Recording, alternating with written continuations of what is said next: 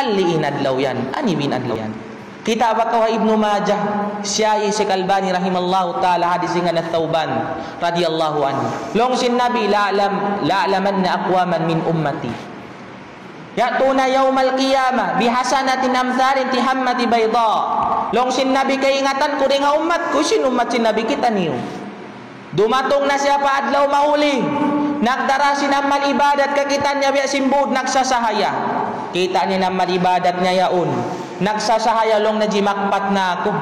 Yaon yung pagpangadji ko, yaon yung pagibadat ko, yung pagpuasa ko, pagbeini. Hawak tumandoon long sin Nabi, payaj'aluha Allahu haba'an manthura. Tunawon sintuan, ansulon sintuan imbud yaon, biya ibadat mo yaon nagsasahaya. Hinaon pahukpok. Hawak tumahinang pahukpok. Nakaasuhin ang buk sahabat pilihan pa Nabi. Ya Rasulullah, manhum? Siflana nakhsha an nakuna minhum. Sahabat sin Nabi, kiridaan sin Allah Ta'ala. Hawak tuman diungog sin sahabat, aun hati umat sin Nabi, mainang pagukpukin ibadat nila. Nakaiyan siya, ya Rasulullah, isiw sila, mabuka ako, mabuka kami. In mahinang biya sin nasabot mo yadto. Subhanallah. Sahabat, mabuka. In kita ni pagbantog inibadat sibi-sibi.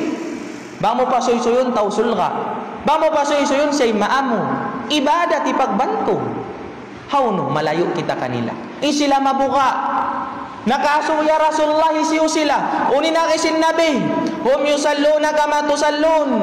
Hum yasumuna kama tasumun. Yakumuna kama takumun. Kaunan nila ito magsambayang beres yung pagsambayang niyo.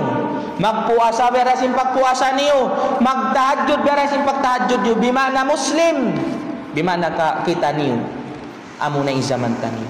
Ang paimyanin Nabi, bang wayroon na makakila kanila, wayroon na makakita kanila, way na makasakop kanila, wayroon na tuan umato kanila, gumawa na yung kangian nila, gumawa na yung katan, kaarutan nila, dugtulon nila na inyaram sintuhan, dugtulon nila na yung piyanglangan sintuhan.